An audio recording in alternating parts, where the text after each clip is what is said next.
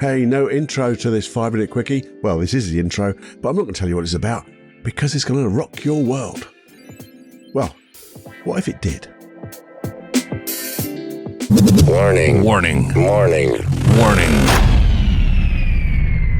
You are entering into the unplugged mind of Paul Clough. Too late. Personal Development Unplugged. Hey, you. Hope you're doing really well today. I hope you're doing well. And I thought I'd just throw in a quick 5-minute quickie. Going to do some editing, but I thought, do you know what? I want to talk about something that I heard a little while ago, and I made a note of it, and it just sat with me. And as I've been thinking about what I'm going to do this morning, I thought, well, why not this? Because, you see, one of the things I learned in NLP is reframing what someone says. So it's a little bit like taking a statement, but looking at it from a different perspective, like looking through it from a different frame, a different pane. Not pane as in P-A-I-N, different window. So somebody says this, and you go, well, yeah, it could mean that, but it could also mean this.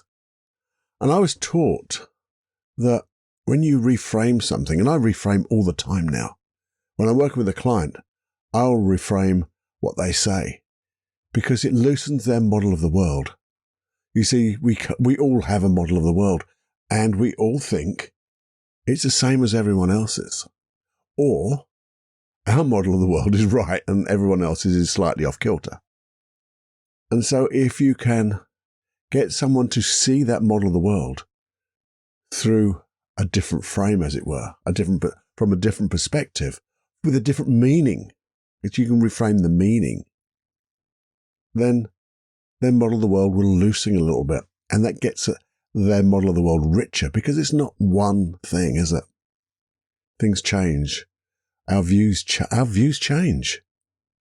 And the thing I was taught was that if you're going to reframe, generally try to reframe with not one, but 2 or 3 reframes, one after the other, because they don't all hit. But one might.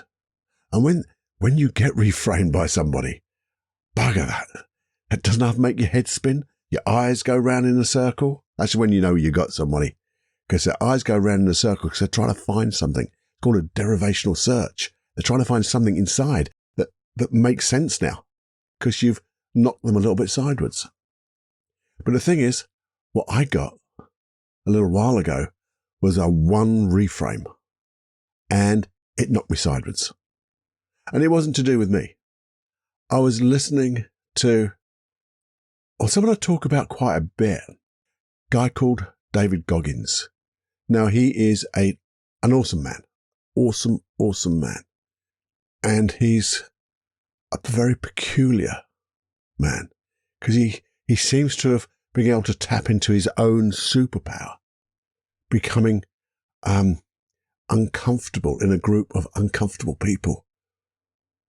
And he pushes himself not to the limit, but beyond the limit, because beyond that limit, there's another limit, and he pushes himself beyond that. And he continually finds there is no limit. And he said this one thing, because someone said, what happens when you get to that point where you think you're going to fail? I cannot understand how you can keep going through these barriers. And some of them are physically painful barriers. Most of them are for him. Very painful barriers. Yet you go on and you carry on. And he says it's quite simple. I won't do his voice because he's got such a great voice. But he goes, it's so simple. I say, what if? And immediately I thought, what would I say a what if would be? And normally what people do is, what ifs are, what if it gets worse? What if it goes really wrong? What if I fail? All these negative what if connotations. And he said, I say, what if I succeed? What if I can run 1 more mile? What if I can do 1 more press up? What if I can do 1 more pull up? What if I can do 1 more? What if I succeed? And man, when you think about that, as soon as you think about doing something that is a little bit difficult and you go, what if I make a real success of this? What if I can really do my best? It changes the whole picture in your mind. It reframes, as it were. Well, it does. It reframes. It's a completely different way of looking at it, isn't it? It is like a 180-degree turn, and that's what I love doing with my clients. They're coming with a problem. I want them to look 180 degrees the other way, and when they're looking the other way into the complete opposite of the problem, you cannot think of the problem because you cannot think of two things at once. So when you get this what if I succeed? What if I just do my best and I just get to do this? That's the other thing. That was another one someone had said. And they all come from Navy SEALs. I get to do this. What if I succeed?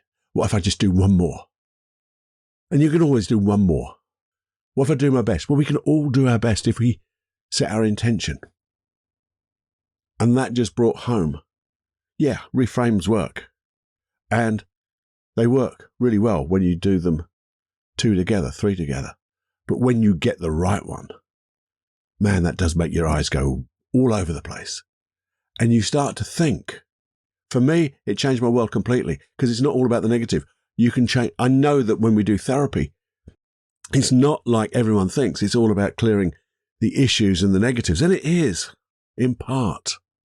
But it's also about creating a future, using personal development, using hypnosis, using NLP, using timeline therapy for the future and your dreams and your wishes to come true and create them, create your reality and clear out the past. It does everything. So what if? And I think what I've just come to me is I think I've had a little bit of that because when I work with a client, I don't have what if I can't do it? What if we don't get that result? I'm going, what if I get even better results? What if I can get this done in quicker than I can think? What if I can help make a change with my client that's way more better than they could ever imagine? And it's nice to have that little tap on the head, as it were, as a reminder to say, what if? And it's inside you, Paul. It's inside you, Cluffy. And I also know it's inside you.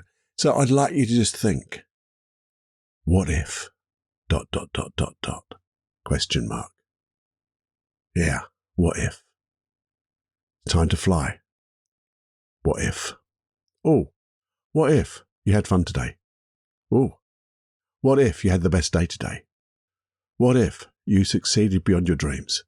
What if that dream came true quicker, bigger and better than you ever dreamed possible? Now you can fly.